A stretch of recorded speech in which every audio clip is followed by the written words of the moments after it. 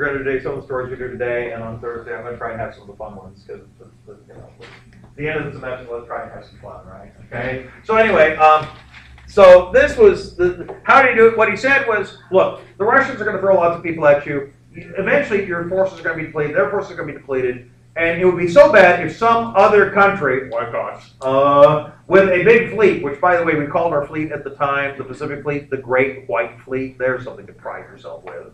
Okay. Yes, oh yes, that was the only reason. Okay. Yeah, the Great White Fleet. You know, he said it would be so bad if another country was to see that the two of you would be exhausted and kick both your asses and take Manchuria away from you. Or you could negotiate. You know, and in fact, he said, look, I'll even make you a deal. You two negotiate, and I bet half of Manchuria is better than none, and I'll even agree that the U.S. will not be involved politically or economically in Manchuria. And we'll just keep that little secret clause in the treaty, but that'll be cool.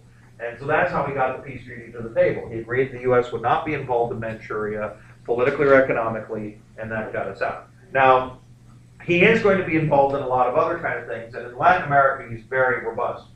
Venezuela gets into trouble again because they actually have these debts they're supposed to pay Europe. They're not going to pay them. Europe sends over ships to try and blockade them. Germany, ever enthusiastic, decides to bomb them because, you know, it's kind of like if you were behind on your payments for your visa and then the bill collector comes by and sticks a grenade in the tailpipe of your car, okay? It's a little enthusiastic. Well, once again, we say that, yes. The question about the Russo-Japanese War, was a treaty before or after the Japanese sunk the Russian fleet? Well, it was after, so there was, yeah, it was there. But don't forget, the Russians had also suffered tremendous losses on their ships as well. So there's, there's, you know, yes, there's obviously it's not, you know, I'm just doing the American side. Clearly, there's a lot more going on that, but you know, for 5 minutes in class, that's the best I can do. Yeah, so there's this. Now, the other part that makes this sort of entertaining, okay, that is problematic, okay, is that so we chase off the Europeans again from Venezuela, claiming a problem with the Monroe Doctrine. Okay, so this is the second time with Venezuela we say Monroe Doctrine violation out. Okay, but this causes Roosevelt to reformulate the Monroe Doctrine. He places what we call the Roosevelt Corollary on the Monroe Doctrine, and the Roosevelt Corollary said, well, if a country was to become economically unstable in Latin America, we obviously are going to have to intervene anyway. So this gives us the right to intervene preemptively if we decide that they are economically unstable. Of course, the problem is for Latin American countries, which ones were economically unstable? All of them, okay? So this basically gave us a blank check to invade whomever we wanted to during this time, and we did, okay? Imagine if China said, our new policy is that any country that we do business with that is economically in trouble, we could invade. And they said, oh, Americans keep saying that their economy's in trouble, and they invaded us to fix us. Would we find that very attractive? Probably not, okay? So as a result, this is our trick. So we have a lot of fun. Cuba, we made them actually do the provisions of the Platt Amendment. Remember we said we can't have their constitution back to the Platt Amendment. 4 years later, so we give them their country back in 1902. 4 years later, in 1906, we invade them again. We like the beaches, okay? One country in Latin America, we actually don't invade, but we force them to actually let us control their imports and exports. That's cool, okay? But the place where there's vast entertainment is Colombia. Now, Colombia is in the northern part of South America, and I only say that because I know when it comes to maps, we're a little off, okay?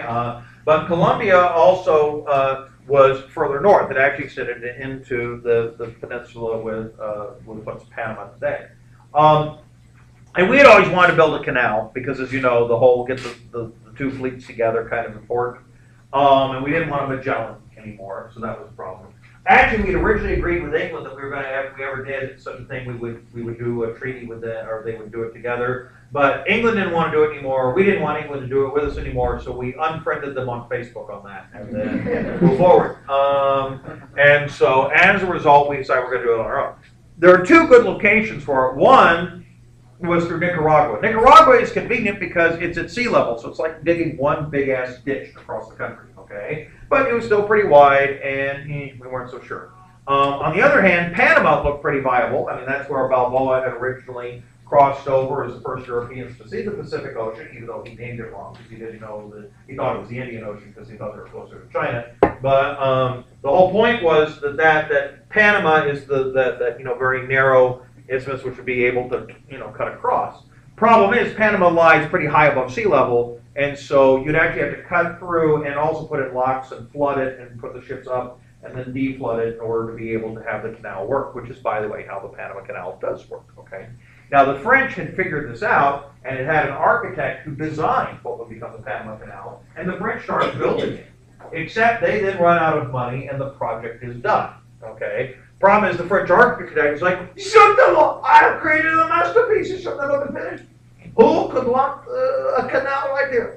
I bet America would, they buy anything, and so Mikey likes it, so as a result, he presents it to America. We say, sure, hell, buy the architect, buy this thing. Problem is, we don't have the right to the land, so we end up cutting a deal with the ambassador to Colombia, and everything seems to be going good. He agrees on a price that we're going to lease out the land for, so we get a pretty good rental deal.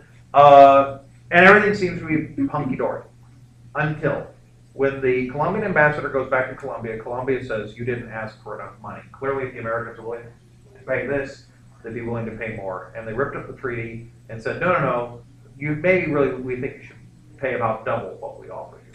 Now, how is Roosevelt when it comes to people keeping their word? How does he feel about that?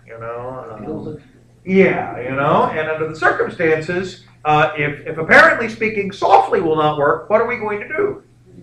Yeah, we're going to stick them, okay? And we stuck them good. What we did was we said, we hear there's rebels in northern Colombia, which was technically true. There were rebels in northern Colombia. And we said, so we hear that there's this rebel activity. We're afraid the rebels are going to damage our canal property while we're negotiating. So let's send in the military, and we're going to guard our canal property. So what we do is we basically create a line of the military on the northern part of Colombia, right where our canal was, conveniently putting the rebels behind our military line. Okay? And so the rebels, who had always had their heads squished by the Colombian military, okay, now could attack into Colombia and then run back behind our military, and when the Colombians came to us, we said, we're fucking guarding it out, and so, of course, what do the rebels do? Now conveniently guarded by the American military, they declare independence and say, we're a new country.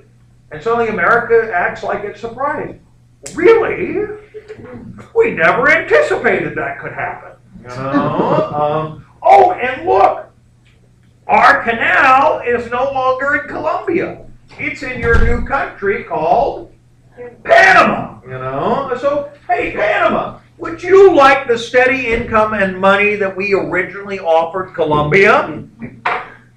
Well, that didn't take long, And they're like, oh, see, oh, by the way, can you keep some of the military there for a little while, and so we got that deal. If, sometimes we claim that everything we have is made by other countries. If you were to turn Panama over and look at the bottom, there's a stamp made in the USA on the bottom, okay? We made Panama, damn it, for the canal. That's the whole reason the country exists, made in the USA. Okay, and by the way, by 1914, the canal opens and everything is kind of hunky-dory. So there it is. So that's right.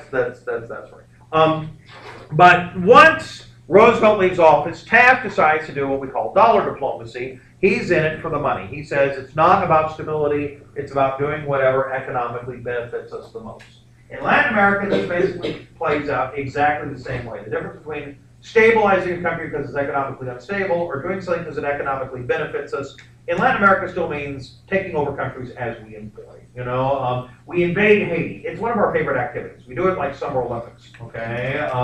For Haiti, it's had a terrible history. It's had, it overthrew the French, which had had terrible things. The ex-slaves basically take control, but it's been very unstable. We come in, invade, we put it together with like popsicle sticks and bubble gum, leave, the bubble gum dries out, the popsicle breaks, and then we come in and attack again, okay? It's one of our favorite things is to be in and out of Haiti. Actually, about 3 years ago, we probably would have invaded Haiti again. It was like our turn again, except we're busy with 3 other wars. So, I don't know if you notice Haiti's been in a big crisis. I know you all pay attention to things, but it was such a crisis that actually an American rap star actually volunteered to become the president of Haiti.